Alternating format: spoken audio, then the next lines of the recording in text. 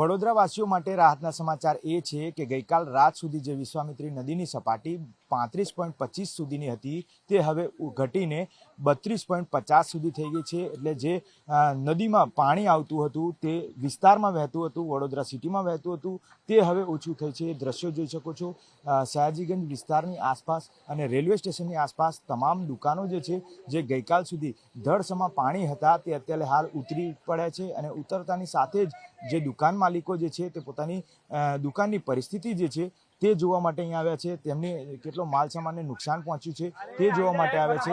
બીજી તરફ Sayajiganj police station આપ દ્રશ્યોમાં જોઈ શકો છો, તે અત્યારે હાલ લગભગ બંધ હાલતમાં દેખાય છે। ત્યાં પણ 3 થી 4 સ્ટેર જે છે તે પાણીમાં ગરકાવ થઈ ચૂક્યા હતા, પરંતુ અત્યારે હાલની વાત કરીએ તો માત્ર ને માત્ર જે મુદ્દામાલ તરીકે કબજે કરવામાં આવેલા વાહનો જે છે તે વાહનો જ અત્યારે હાલ પાણીમાં ગરકાવ દેખાય છે।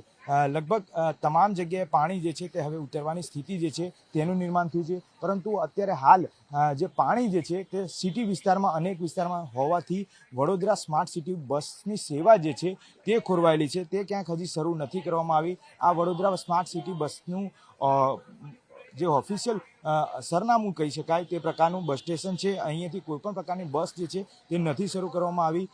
રેલવે સ્ટેશન જતા જે મુસાફરો જે છે તેમને હજી પાણીમાંથી પસાર થવું પડી રહ્યું છે, પરંતુ ક્યાંક ને ક્યાંક ન્યૂ નોર્મલની સ્થિતિ જે છે તે હવે વડોદરાવાસીઓમાં જોવા મળી રહી છે। કેમેરામેન ખેંગા રાઠોડ સાથે મૌલિક દામેચા, ન્યૂઝ 18 ગુજરાતી, વડોદરા।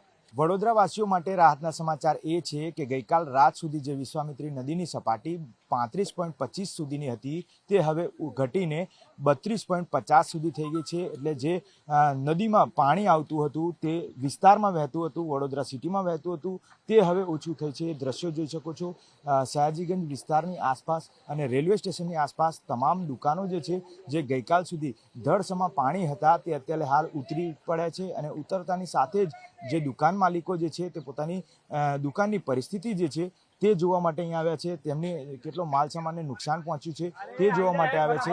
બીજી તરફ સયાજીગંજ પોલીસ સ્ટેશન આપ દ્રશ્યોમાં જોઈ શકો છો, તે અત્યારે હાલ લગભગ બંધ હાલતમાં દેખાય છે।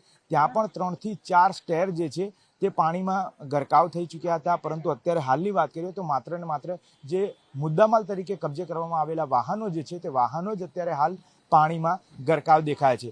લગભગ તમામ જગ્યાએ પાણી જે છે તે હવે ઉતરવાની સ્થિતિ જે છે તેનું નિર્માણ થયું છે, પરંતુ અત્યારે હાલ જે પાણી જે છે તે સિટી વિસ્તારમાં અનેક વિસ્તારમાં હોવાથી વડોદરા સ્માર્ટ સિટી બસની સેવા જે છે તે ખોરવાયેલી છે, તે ક્યાંક હજી શરૂ નથી કરવામાં આવી। આ વડોદરા સ્માર્ટ સિટી બસનું જે ઓફિશિયલ સરનામું કહી શકાય તે પ્રકારનું બસ સ્ટેશન છે। અહીંયાથી કોઈપણ પ્રકારની બસ જે છે તે નથી શરૂ કરવામાં આવી।